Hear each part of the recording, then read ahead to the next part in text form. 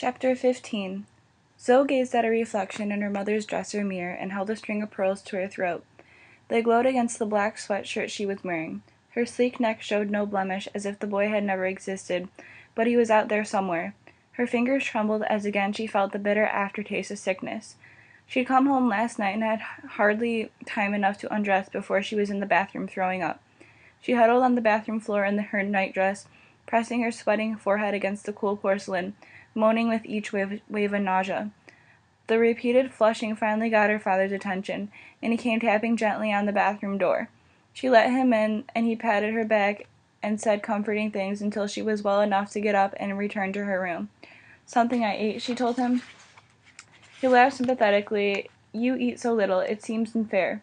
She tried to smile. Yes, it usually me disagreeing with food, not the other way around. Her sleep had been restless. Once she awoke with a start and a cold sweat, but couldn't remember what she'd been dreaming. She was afraid to fall back to sleep, fought it, in fact, but was dragged under again despite her efforts. She got up in the morning to a nervous stomach and dark rings under her eyes. "Don't go to school today, sweetheart," her father says, before he went to work. "I'll pick you up here on my way to the hospital." Zoe had no intention of going to school, but she couldn't settle to anything else either. Eventually she found her way into her parents' bedroom and to her mother's jewelry box. She had always loved playing with her mother's jewelry when she was small, and her mother had sometimes used that to her advantage when she especially wanted some quiet. Going through the little drawers brought back the peace of childhood. Here was the cheap sparkling star she had given her mother one Christmas, and here was her grandmother's ring. There was order in the rows of earrings under the velvet-lined lid, memories in the broken and odd assortments in their special niches. But the old memories couldn't blot out her memory of the night before, and that awful, terrifying chase. She had really believed Christopher was killing Simon, and there was nothing she could do about it. I wanted to protect him, she thought. But how do you protect someone against that? The craziness was overwhelming her. And who were those boys? She shivered. Those stupid boys. She threaded the pearls back into her velvet pouch. They clicked like teeth. "Nothing will frighten me ever again after seeing Christopher in that hole," she decided. Her stomach tightened, still not immune to the memory. She closed the lid of the box. Simon had killed his own brother. Surely that hurt, no matter what his brother had been. What did he feel? His whole life, if that's what you could call it, had been spent chasing this one thing. What would he do now? "If he leaves, could I go with him?" she wondered. Could I live like that? She could live by night, she knew, but the blood? No, she couldn't face the blood. Her gaze sought the self-portrait of her mother in that hung over the bed. "He's so lonely," she said to the painting, as if begging her mother to understand. She curled up to her parents' bed, stroking the familiar nubbed bedspread, and fell asleep under the portrait, under her mother's watchful eyes. She slept an exhausted, dreamless sleep. Her father found her still sleeping when he came home. She splashed some water on her face and climbed into the car, still blurry-eyed. They were almost at the hospital before she felt fully awake. Anne Sutcliffe was sitting up in bed, wearing a pretty bed jacket she had brought on a trip to England years ago. She was very pale and thin, but she was smiling. "I'm going to get soda," Harry said. He left the room. Zoe sat in a chrome chair by the bedside. She felt fragile. "I hear you've been smashing up furniture." Zoe started and groped quickly for the excuse she had given her father. "Oh, yes, I put my coffee down without a coaster. You always warned me, didn't you?" Zoe was relieved to see a familiar, amused look on her mother's face. "Don't worry, no one's going to jump on you, silly. But I'm not sure a hot cup would have done quite that much damage." "Well, it certainly was a surprise." Zoe felt herself redden. "Zoe, I don't care what happened, really. You've a right to be angry." "God, she thinks I did it on purpose," Zoe thought.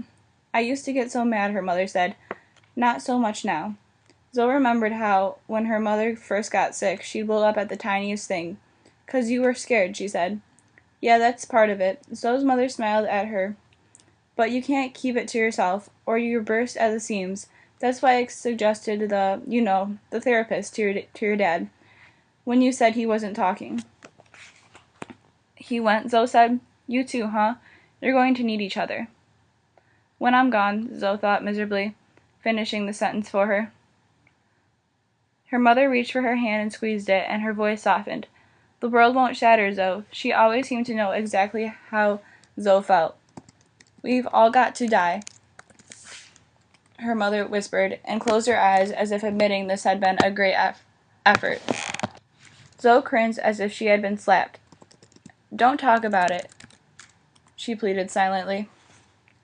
I don't want to talk about it. No matter how many times she told herself her mother was dying, it was awful to hear her mother say it. She stared at her jeans, afraid to look up. Mom tugged at her hand. It's not going to go away if you ignore it. There are no spells against death, Zoe. Zoe forced herself to look at her mother. Yes, there are, she wanted to say. Dark spells. I know one. But she knew she couldn't. You're giving in if you say things like that. You're letting it happen. Her mother shook her head. I'm just not so afraid anymore. That's not giving in, Zoe. Your dad's going to need help. You've got to look after him. Zoe glanced at the door before she could help it. What if he heard? Her mother saw the worry on her face and sighed. I'm sorry to put this on you. It's unfair, isn't it? You shouldn't have to be the strong one. Zoe's fist clenched. She was right. It was unfair. The whole thing was unfair. She finally asked the question she had kept on asking herself ever since this began. Why you, Mom? Her mother took a clumsy sip of water. It happens to people all the time. Why not me? I'm not special. Hush. She touched her lips. The gesture was an effort. I know, to you, but not in the whole scheme of things. Zoe looked at her mother with pride. She's so much better than me, she thought. She's brave. I don't think I could feel that way, she finally said. Well, people your age don't believe they can ever die. Mom was quiet for a while. Zoe didn't know if she was resting or thinking. An orderly pushed a rattling cart by the door. Someone down the corridor was buzzing the nurse.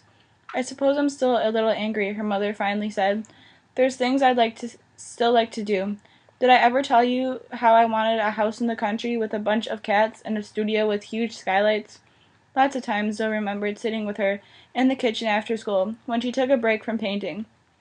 While they sipped hot tea, her mother would describe her perfect studio in a minute detail. She never grew tired of planning it. Her mother could never live Simon's life. All nights, no bright glowing days, no grand plans, only survival. She would pine, shrivel, become other than what she was. What a half-assed life, she could imagine her mother saying, and she smiled. Her mother looked at her curiously. Something funny? Cosmic humor. Oh, she didn't push it. Speaking of cosmic, I rather like the idea of reincarnation. I'd like to come back as a cat owned by someone like me. Zoe took a deep breath. Maybe it got easier the more you talked about it. She'd try hard for her mother's sake. That the someone like you would probably be married to someone like Dad who's allergic. Her mother's smile faded. I can't comprehend being nothing. It gives me a spooky feeling inside. That's what Simon said, Zoe realized. Anne Sutcliffe winced, squeezing her eyes shut, and Zoe's stomach did a flip. She wasn't going to die now, right in front of her, but her mother composed herself. I can't go on with this pain. Again Zoe thought of Simon. I was afraid that seeing me like this would wipe out the good memories, Zoe. That you'd only remember me like this. Don't let that happen. Remember when? And she launched into one of her favorite stories of Zoe's childhood. Zoe sat and nodded and smiled and didn't really listen. She thought about what her mother had said. If she can deal with this, I'll try, but I don't have to like it. Her father came back in and joined in with a story of his own. Then she was telling them her side of a story, and they were laughing, and she was part of them again. Don't let it take away your life, too, Zoe's mother whispered to her just before Zoe and her father left. Live it for all it's worth while you've got it. No, her mother could never live by night, in the dark. I'm glad you came, Dad said in the car. There was still the thread between them. I just have to be patient, she realized. Let him grieve in his own way. Eventually he'll come back to me. She let herself be mesmerized by the frosty circles around the streetlights. She felt full of happy and sad at the same time. Dad still needs me, she thought, and what about Lorraine? Just because she's out there doesn't mean she doesn't care anymore. It doesn't put her out of my life. For good. She'll come back to me, too, in a way. No matter who she meets out there, we are still too much a part of each other's life. I hope she calls soon.